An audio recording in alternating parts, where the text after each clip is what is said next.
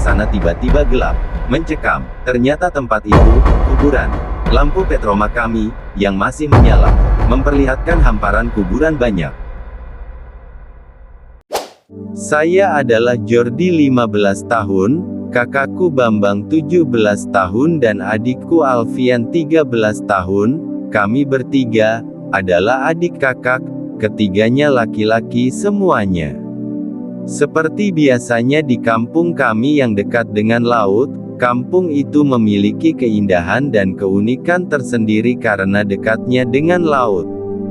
Keindahan itu sangat terasa, apabila laut itu kering atau sedang air surut. Laut di kampung itu jika surut sangat jauh bisa mundur 300 meter membentang ke dalam laut yang jauh, sehingga membuka area yang luas bisa sebesar lapangan bola. Laut yang tadinya terisi air, kini bisa menjadi lapangan bola, dan menyisakan pasir halus tanpa bebatuan. Maka orang-orang dewasa bisa bermain bola di sana. Sebagian lagi dijadikan tempat untuk bermain anak-anak kecil, ada yang bermain pasir, dan jauh di kedalaman ujung laut surut, ada sebagian orang-orang tua, muda, banyak yang mencari ikan untuk ditangkap. Jika waktu itu tiba, sebagian besar orang-orang kampung, banyak yang ke laut. Kalau pada siang atau sore laut surut, hal seperti itu sudah sangat biasa di kampung kami. Ada pula yang menangkap ikan pada saat malam hari, jika lautnya surut malam, bahkan kalau surutnya pada malam dini hari, subuh. Masih ada juga yang tetap turun ke laut untuk mencari ikan-ikan ataupun kepiting, gurita. Aktivitas seperti ini sangat asik, karena hasil tangkapan ikan, dengan cara dipotong, ditombak seperti ini, sangat berbeda rasanya dengan hasil tangkapan ikan dengan menggunakan pancing, ataupun jaring, kalau dimasak. Orang-orang dulu, termasuk ayah kami, bisa memprediksi air laut hari itu akan surut, atau naik, dari malam sebelumnya sudah bisa diketahui dengan tanda bulan di langit. Ayah kami hari itu telah melihat tanda alam di langit bahwa bulan akan tenggelam pada sore hari. Itu artinya, laut akan surut dimulai petang hingga malam. Siang hari, ayahku memberitahu, malam nanti kami disuruh agar turun menyuluh ikan.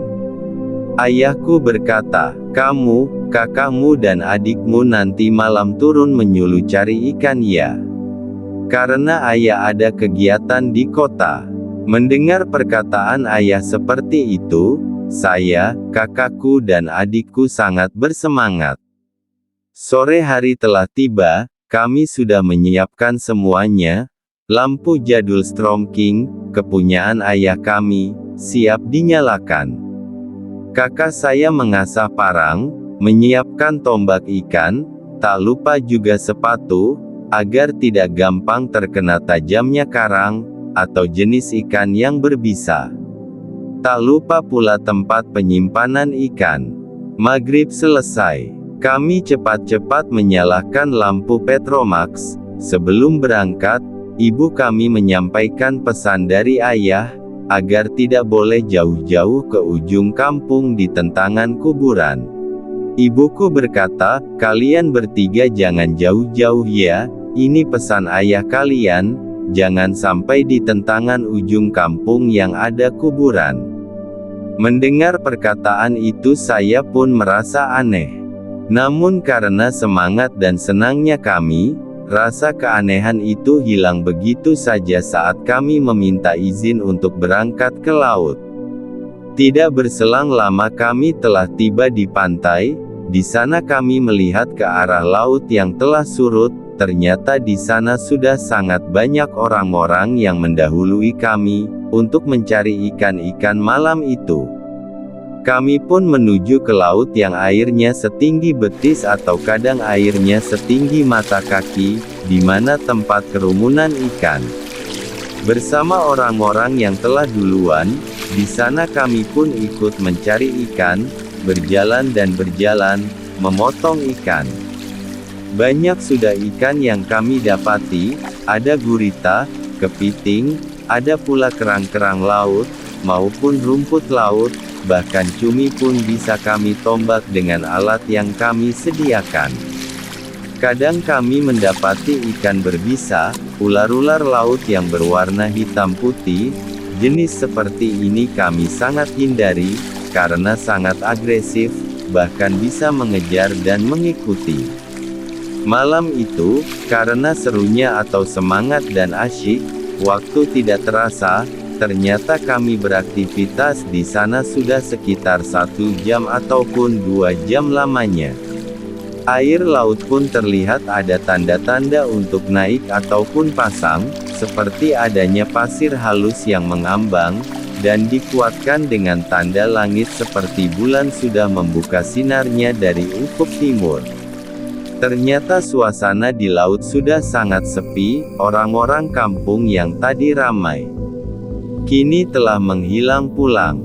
Sedikit orang yang tersisa, terlihat dari nyala lampu yang sepi. Yang bertahan tinggal beberapa orang saja, yang masih mencari peruntungan untuk mendapatkan ikan-ikan lebih banyak.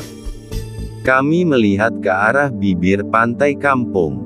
Dari sana terlihat samar-samar karena gelapnya situasi laut dan kampung. Saya mulai khawatir. Apakah kami masih dekat dengan rumah atau sudah di ujung kampung?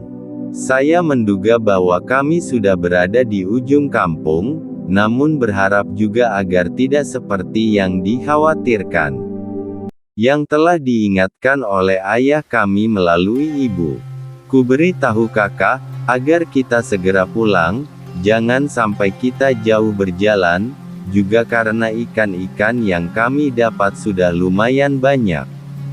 Tempat penyimpanan ember ikan, terasa sudah berat. Kakakku tidak membantah, maka segeralah kami bergerak menuju bibir pantai, mencari tahu posisi letak rumah kami. Dari kejauhan terlihat lampu-lampu sepertinya ramai, ada aktivitas orang. Saat itu pun kami mendekat ke tepian pantai perlahan, untuk melihat dari dekat, memastikan posisi di tengah kampung atau masih di ujung kampung. Ada perasaan nyaman dalam hati saat itu, karena dari jauh, terlihat seperti ada orang-orang yang berjalan di bawah sinar-sinar lampu, tapi anehnya tak seorang pun yang kami kenal. Kami saling berbisik kenapa tidak ada yang kita kenal. Namun kami tetap maju berjalan untuk melihat lebih dekat. Semakin dekat, kami menuju keramaian itu. Tetap saja tidak ada yang kami kenal. Saat tiba di tempat itu, seketika suasana tiba-tiba gelap. Ternyata tempat itu, kuburan. Lampu petromak kami yang masih menyala memperlihatkan hamparan kuburan banyak. Saya langsung berkata kuburan menipu kita. Ayo lari.